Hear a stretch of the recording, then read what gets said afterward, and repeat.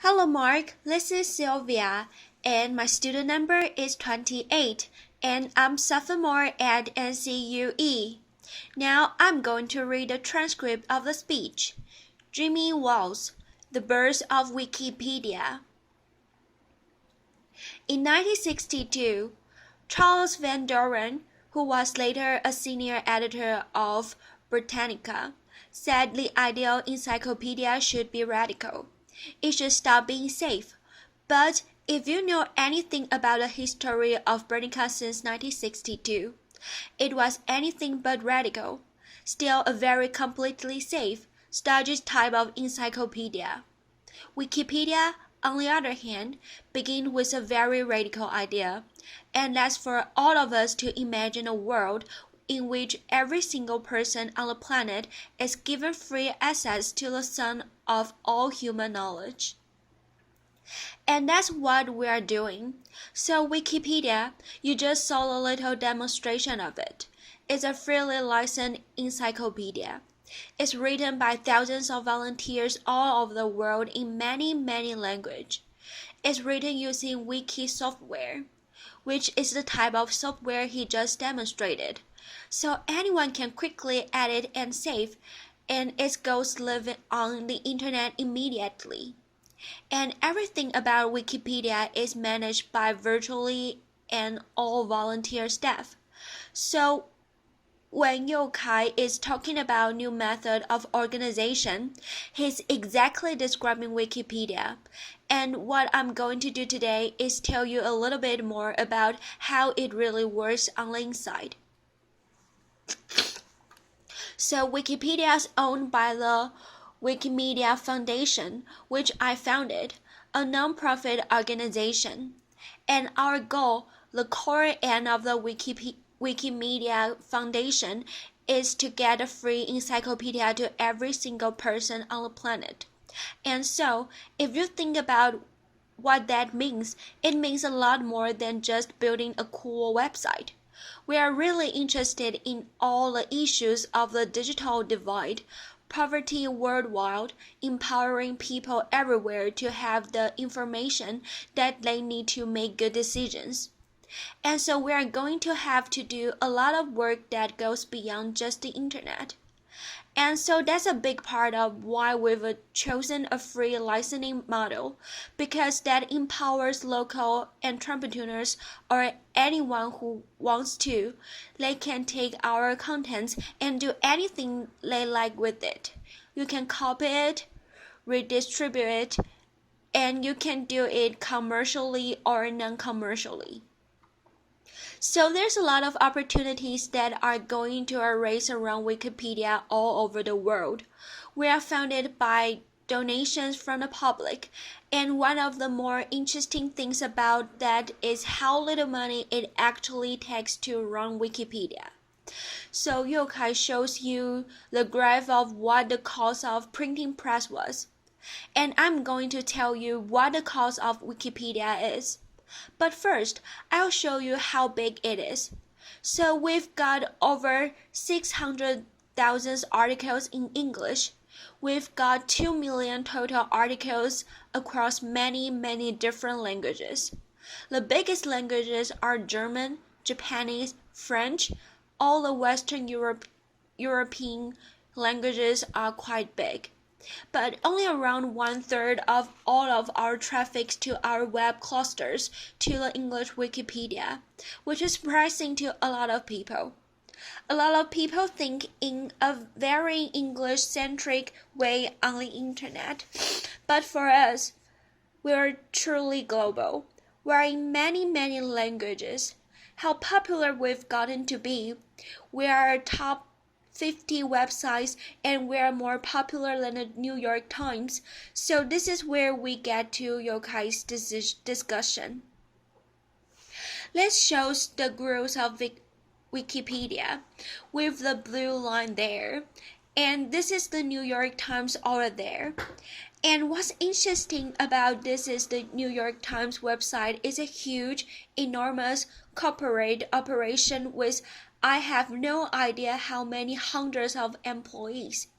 We have exactly one employee, and that employee is our lead software developer. And he's only been our employee since January 2005, all the other groups before that. So the servers are managed by a ragtag band of volunteers. All the editing is done by volunteers. And the way that we've organized is not like a traditional organization you can imagine. People are always asking, well, who's in charge of this? Or who does that? And the answer is anybody who wants to pitch in. It's a very unusual and chaotic thing. We've got over 90 servers now in 3 locations. They are managed by volunteer system administrators who are online. I can go online any times of the day or night and see 8 to 10 people waiting for me to ask a question or something. Anything about the servers. You could never afford to do this in a company. You could never afford to have a standby crews of people 24 hours a day and do what you're doing at Wikipedia. So we are doing around 1.4 million pages views monthly. So it's really gotten to be a huge thing. And everything is managed by the volunteers. And the total monthly cost for our brand width is about $5,000, and that's essentially our main cost. We could actually do without the employee. We hired a brand because he was working part-time for 2 years and full-time in Wikipedia. So we actually hired him so he could get a life and go to the movies sometimes. So the big question when you've got his really chaotic organization is, why isn't it all rubbish? Why is the website as good as it is? First of all, how good it is. Well, it's pretty good. It isn't perfect, but it's much better than you would expect, given our completely chaotic model. So when you saw him make a ridiculous edit to the page about me, you think, oh, this is obviously just going to degenerate into rubbish. But when we've seen quality tests, and there haven't been enough of these yet, and I'm really encouraging people to do more. Comparing Wikipedia to traditional things, we win hands down. So, a German magazine compared German Wikipedia, which is much smaller than English, to Microsoft Encarta and to Broca's Multimedia, and we won across the board. They hired experts to come and look at articles and compare the quality, and we were very pleased with that result. So a lot of people have heard about the Wikipedia Butch Curry controversy. The media has covered his somewhat extensively. It started out with an article in Red Herring. The reporters called me up and I have to say that they spelled my name right, but they really wanted to say the Bush Kerry election is so contagious. It's tearing apart the Wikipedia community. And so that they quote me as saying, they are the most contagious in the history of Wikipedia. What I actually said is that they are not contagious at all, so that's a slight misquote. Laughter. The article were edited quite heavily, and it is true that we did have to log the article on a couple of occasions. Time magazine recently reported that extreme action sometimes has to be taken, and was logged the entire Ankara and Bush for most of 2004.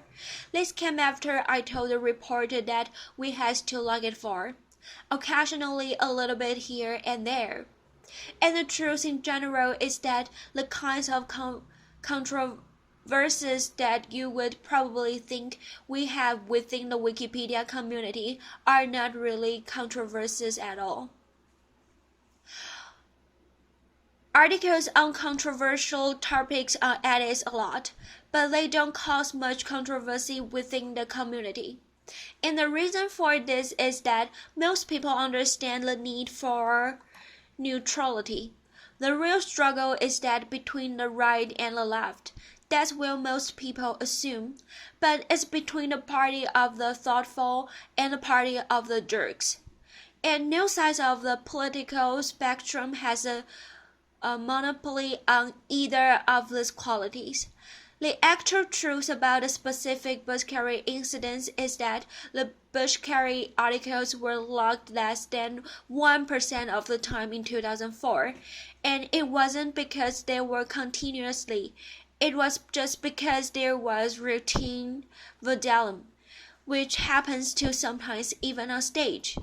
Laughter. Sometimes even the reporters have reported to me that they vandalized Wikipedia and were amazed that it was fixed so quickly. And I said, I always say, please don't do that. That's not a good thing. So how do we do this? How do we manage the quality control? How does it work? So there's a few elements. Mostly social politics and some elements of the software. So the biggest and the most important thing is our neutral point of view policy. This is something that I set down from the very beginning as a core principle of the community that's completely not debatable. It is a social concept of cooperation, so we don't talk a lot about truth and objectivity. The reason for this is if we say we're only going to write the truth about some topic, that doesn't do us a damn bit of good of figuring out what to write, because I don't agree with you about what's the truth, but we have this jargon terms of neutrality, which has its own long history within the community, which basically says anytime there's a controversial issue, Wikipedia itself should not take a stand on the issue. We should merely report on what irreputable parties have said about it. So this neutrality policy is really important for us because it empowers a community that is very diverse to come together and actually get some work done. So we have very diverse contributors in terms of political, religious, cultural backgrounds. By having this firm neutrality policy, which is non-negotiable from the beginning, we ensure that people can work together and that the entire doesn't become simply a war back and forth between the left and the right. If you engage in that type of behavior, you will be asked to leave the community. So, real-time peer review. Every single change on the site goes to the recent changes page. So as soon as Tim made his change, it went to the recent change page. The recent change page was also fed into an IRC channel, which is an internet channel that people are monitoring with various software tools. And people can get RSS feeds. They can get email notifications of changes, and then users can set up their own personal watch list. So my page is on quite a few volunteers' watch list because it is sometimes vandalized, and therefore what happens is someone will notice the change very quickly and then will just simply revert the change. There's a new page feed, for example. So you can go to a certain page of Wikipedia and see every new pages is created. It is really important because a lot of new pages are just garbage and has to be deleted. ASDF, but also. That's some of the most interesting and fun things. Some of the new articles, people will start an article are some interesting topic.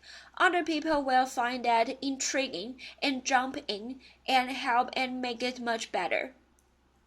So we do have edits by anonymous users, which is one of the most controversial and intriguing things about Wikipedia. So Chris was able to do his change. He didn't have to log in anything. He just went on the website and made a change. But it turns out that only about 18% of all the edits to the websites are done by anonymous users. And that's really important things to understand. The vast majority of the editors that go on the website are from a very close-knit community of maybe 600 to 1,000 people who are in constant communication. And we have over 40 IRC channels, 40 mailing lists. All these people knew each other. They communicate. We have offline meetings. These are the people who are doing the bulk of the site, and they are, in a sense, semi-professionals at what they are doing. The standards we set for ourselves are equal to or higher than the professional standards of equality. We don't always meet those standards, but that's what we are striving for. And so that tight community is who really cares for the site, and these are some of the smartest people I've ever met. It's my job to say that, but it's actually true. The type of people who were drawn to writing encyclopedia for fun tends to be pretty smart people. The tools and the software. There's a lot of the tools that allowed us meaning the community, to self-monitor and to monitor all the work. This is an example of page history on flat Earth, and you can see some changes that were made. What's nice about these pages is you can immediately take a look at this and see, okay, I understand now. When somebody goes and look at, they see that someone, an anonymous IP number, made an edit to my page. That sounds suspicious. Who is that person? Somebody looks at it. They can immediately see highlighted in red all of the changes that took place. To see, okay, well, these words have changed. Things like that. Things like this. So that's one tool that we can use to very quickly monitor to the history of a page. Another thing that we do within a community is we leave everything very open-ended. Most of the social rules and the method of works are left completely open-ended in the software. So all that stuff is just on wiki pages, and so there's nothing in the software that enforces the rules. The example I've got up here is the votes for deletion page. So I mentioned earlier, people type ASD, FASDF, it needs to be deleted. Cause like that, the administrators just delete it. There's no reason to have a big argument about it. But you can imagine there's a lot of other areas where the question is this notable enough to go in encyclopedia? Is this informative vertible? It is hoax? It is true? It is what? So we needed a social method for figuring out the answer to this. And so the method that arose organically within the community is votes for deletion page.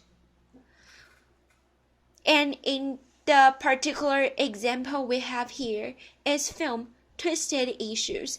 And the first person says, now this is supposedly a film. It fails the Google test miserably. The Google test is you look in Google and see it's there because it's someone not even in Google. It probably doesn't exist at all. It's not a perfect rule, but it's a nice starting point for quick research. So somebody says, delete it, please delete it. It's not notable. And then somebody says, wait, I found it. I found it in a book, Film Thread Video Guide, the 20 underground films you must see. So the next person says, clean it up. Somebody says, I found an IMDb, keep. And what's interesting about this is that the software is less votes are just text typed into a page. This is not really a vote so much as it is a dialogue. Now it's true that at the end of the day, an administrator can go through here and take a look at this, say, okay, edit delete it, two keeps. We will delete it. But in other cases, this could be 18 deletes and 2 keeps, and we would keep it because it allows us to keep saying, wait a minute, nobody else saw this, but I found it in a book, and I found the links to pages that describe it, and I'm going to clean it up tomorrow, so please don't delete it, then it will survive. And it also matters who the people are who are voting. Like I say, it's a tight-knit community.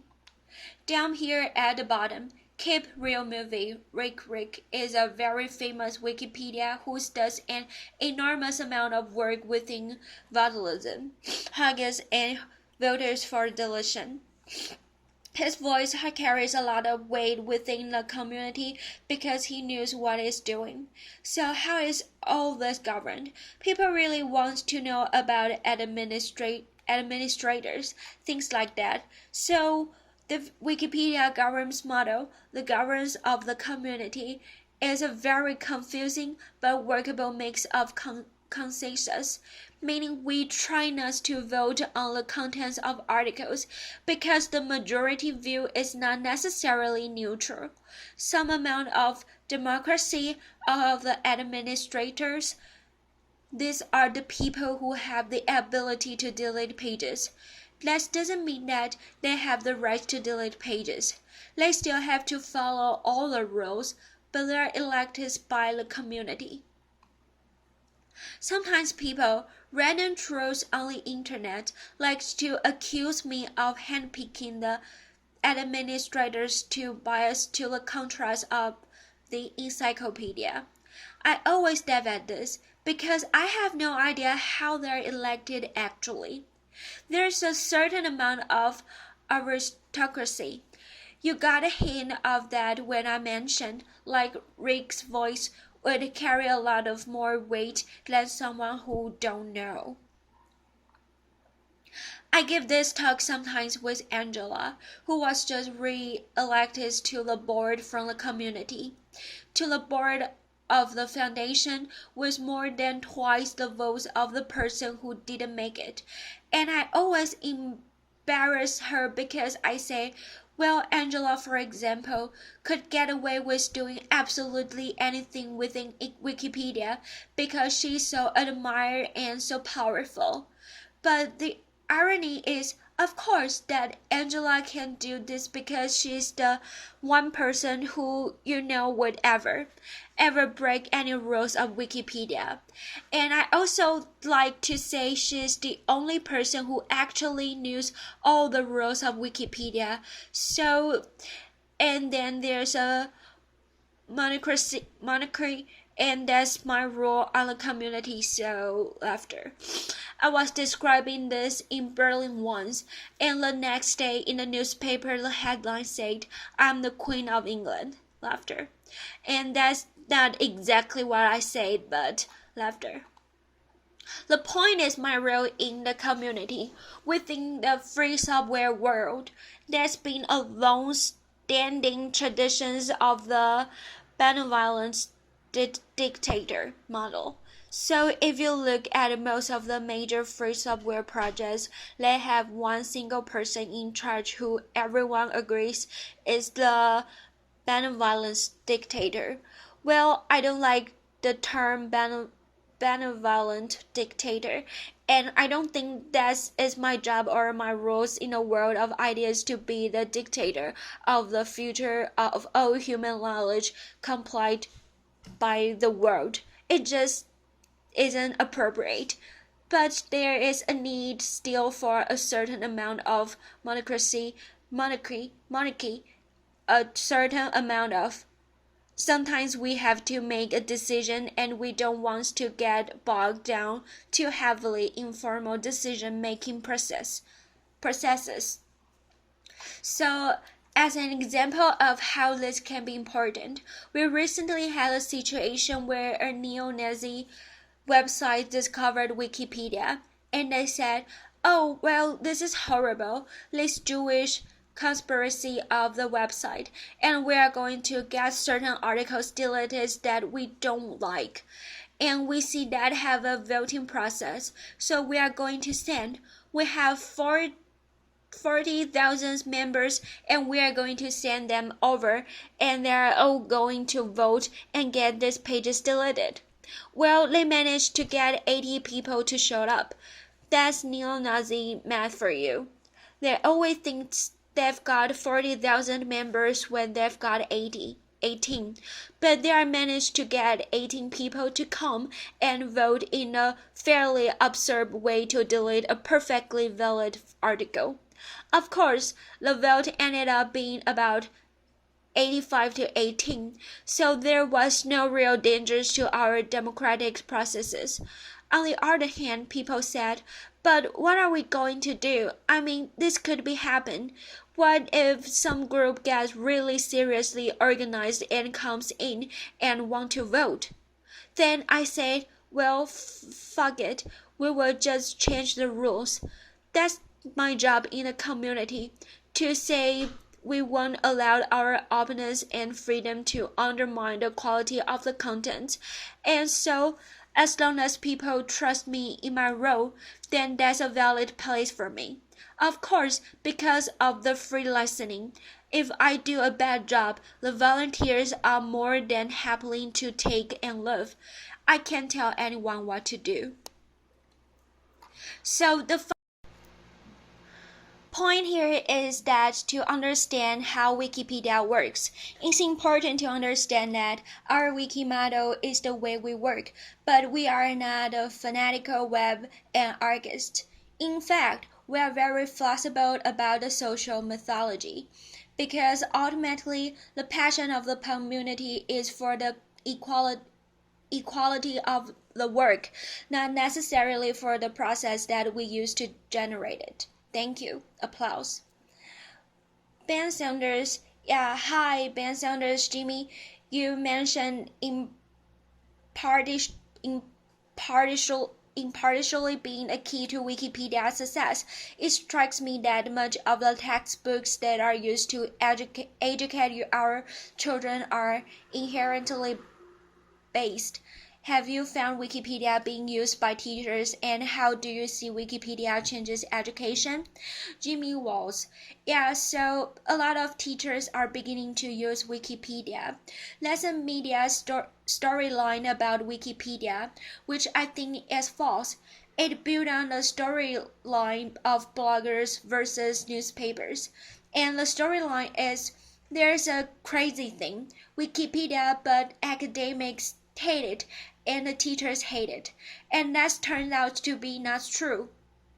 The last time I got an email from a journalist saying, why do academics hate Wikipedia? I sent it from my Harvard email address because I was recently appointed a fellow there, and I said, well, they don't all hate it. Laughter. But I think there's going to be huge impact, and we actually have a project that I'm personally really excited about, which is the Wikibooks project, which is an effort to create textbooks in all the languages, and that's a much bigger project. It's going to take 20 years or so to come to fruition. But part of that is to fulfill our missions of giving an encyclopedia to every single person on the planet. We don't mean we are going to spam them with AOL-style CDs. We mean we are going to give them a tool that they can use. And for a lot of people in the world, if I give you an encyclopedia that's written at a university level, it doesn't do you any good without a whole host of literacy materials to build you up to the point where you can actually use it. The Wikibooks project is an effort to do that, and I think that we're going to see. It may not even come from us. There's all kind of innovation going on, but freely licensed textbooks are the next big thing in education.